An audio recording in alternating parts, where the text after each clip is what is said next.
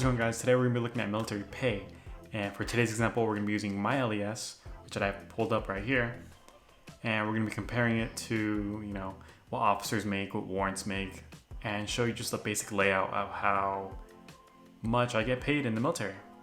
Now later on in this video I also have the current pay chart for 2022 as well as next year's proposed pay chart for 2023, because military members do get pay increases every single year. It's not a lot, but it's something, and something is better than nothing. But if you guys want to do more research on your own about how much military members get paid, depending where they are, what grade they come in as, this is just a very basic informational video that I'm making. So hope you guys like it. Let's get to it. All right, guys. Now this is my LES for August of 2022. So this is how it looks like, and it's pretty simple actually. It may look like a lot, but it's actually very, very simple. Let's start with the first row. You have your name, your social security number, and what grade you are. I came in as an E4, right? And that's when I started basic training. That's when I went in. I have just over a year, almost 2 years of service now actually. So that's gonna change relatively soon. I leave the military in November of 2024. I'm in the Army, base pay. So I get taxed only this amount every month.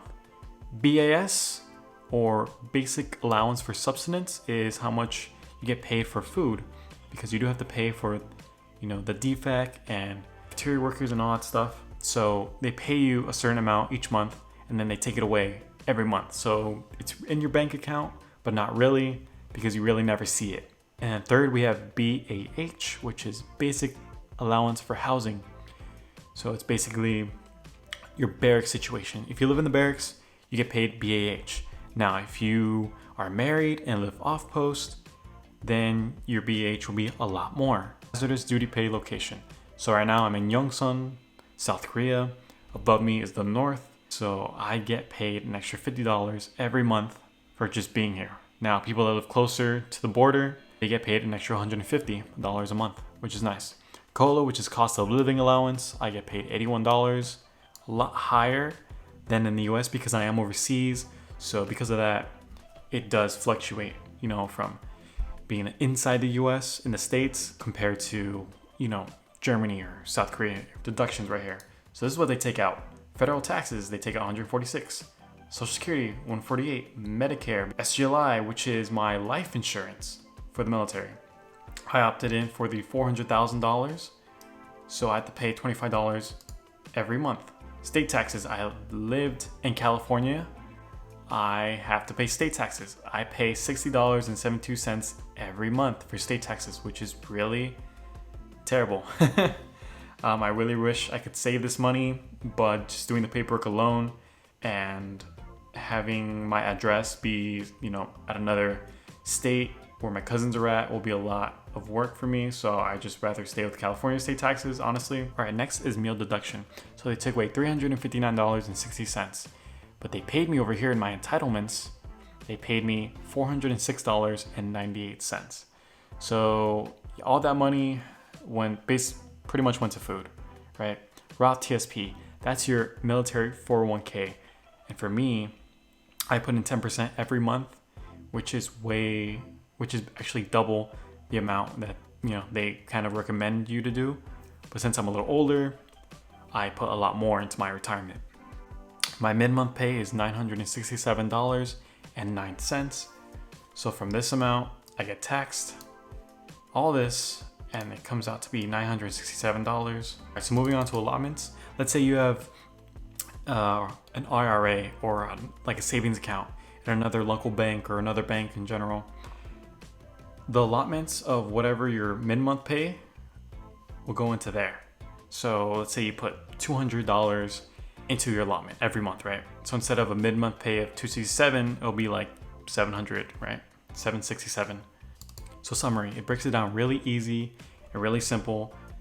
So I'm entitled this, they deduct this, the month pay, EOM, $957. So moving down, I'm on the blended retirement system. Sorry, federal taxes. All this, they tax you.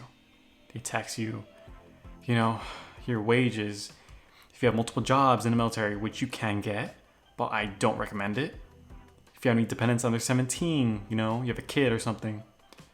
Other dependents, wife, spouse, significant other, whatever. Additional taxes. Other dependents, let's say your parents, right? That will all go here. FICA taxes. So they take away all this, right? Social Security tax, Medicare tax, state tax. State taxes, California. That's where I'm from, right? So they tax me year to date, $483. All right, so coming down here to traditional plan. See, I don't have the traditional TSP, right? I have the Roth plan. That's what I have. I don't have this, I have this. So I put 10% of my base pay every month into my Roth TSP. All right, so total contributions out of that 10% that I take out of my 2 paychecks every month goes to my Roth TSP. So I am paying year to date $1,914.72. The good thing about this is after 2 years of serving in the military, the Army will match you 5% of what you're putting in, which is great because my last employer, they only matched me 3%. Now I was like, that's okay. It's not like the worst. That's decent, right? But the military matches you 5%, which is phenomenal. Another important thing is leave. Now, you can sell leave back to the Army, right? And say you have a 30 days worth of leave. That's basically 2 paychecks right there, right? I recommend not doing that because your time is very important. And I suggest you keep that leave and hold on to it just in case something happens back home. You can always take some leave, go back, and then come right back to work. So leave is extremely important. Never touch it unless it's for the holidays. So I've earned 27.5 days of leave. I've used 15 days. That was because of HBL. Back when I was in AIT, I finished AIT, took HBL, came back to Arizona, did 2 weeks of quarantine, and then came to South Korea. So I took 15 days of leave for HBL, which is great. My current balance is 25 days of leave. In the military, there's a thing called use or lose. So basically you have to use your leave or else you'll lose your leave, right? So a lot of people like to use it and like to go on vacations or go back to see family or whatnot, but never lose your leave. Always use it, never lose it, all right? And coming down here to the remarks. So I know I said in a previous video, you can have the option of choosing 1 paycheck for the whole month or split that 1 paycheck into 2 and get it every 2 weeks for the month, right? But recently, in October 2022, AR 637-1 mandates that all soldiers effective October of 2022 have to be paid twice a month. So that 1 paycheck a month is no longer a thing. Everyone is getting paid twice a month. And just because we're in the military doesn't mean we can't vote. We can register and request a ballot for elections, for congressional elections, for state elections, for the president. So SGLI, like I said, is the life insurance for the military. I opted in for the maximum amount of $400,000 and I have to pay $25 every single month in order for my family to get that in the event of me, passing away. This is the bank, right? Navy Federal. Now there's also like USAA, or if you want to, you can choose your local bank, but that's a lot slower in terms of actually getting your pay on time.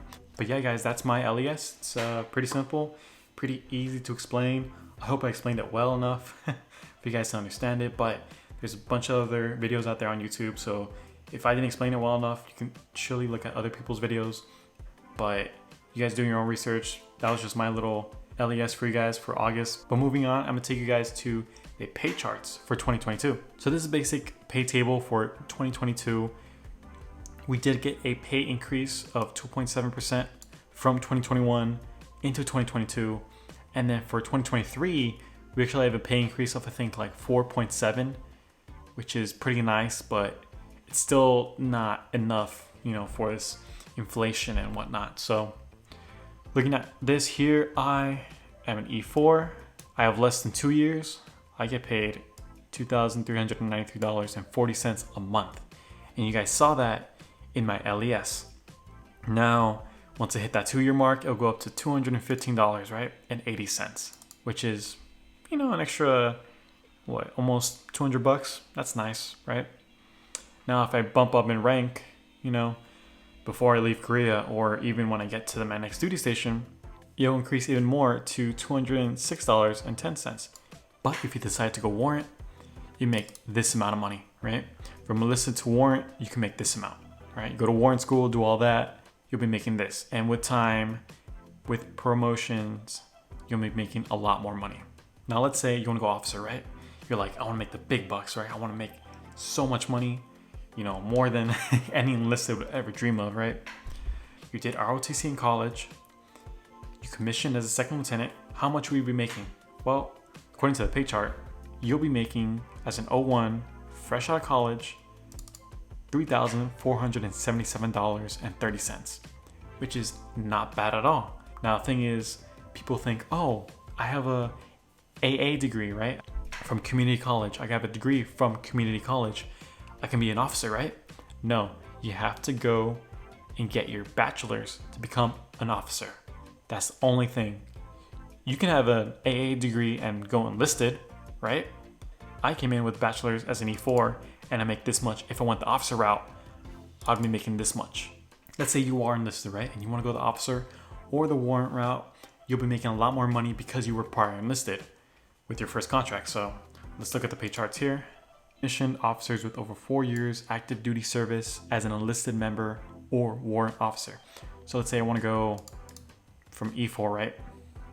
I get promoted in my first contract, E5, right? I decide after my first contract to go officer route, I'd be making as an 01 enlisted, right? 01 enlisted, I'll be making $4,375.50. Compared to if I went straight out of college with my bachelor's to OCS as an 01, I'm making only this amount. So if you do your 4 years as enlisted and then go officer, you'll be making a lot more money comparative to if you just went out of college with your bachelor's into OCS and became an officer. So you do have to think about it. If, you know, enlisted is the way to go for you, if officer is the way to go, or warrant is the way to go. Either way, the higher you progress in rank, the more money you'll be making. All right, guys, so that was the 2022 military pay chart. Now we're gonna look at the 2023 military pay chart and the proposed pay increase for service members, right? So starting next year, January 1st, if Congress passes the whole increase in our budget starting January 1st of 2023, with fewer than 2 years in my contract, I'll be making this amount, all right? And hopefully they pass the increase for service members because it'll be nice to have some extra money for us so we can actually save it or invest it or put it into your TSP and things like that. So it'll be really nice for us. But yeah, guys, that was it for today's little informational video. Showed my LES for August, the 2022 pay chart, as well as the 2023 pay chart, or the proposed pay chart for 2023. But other than that, guys, hope this video was helpful. Hope you find it interesting. But yeah, see you guys in the next one when I pack up to go on freeze.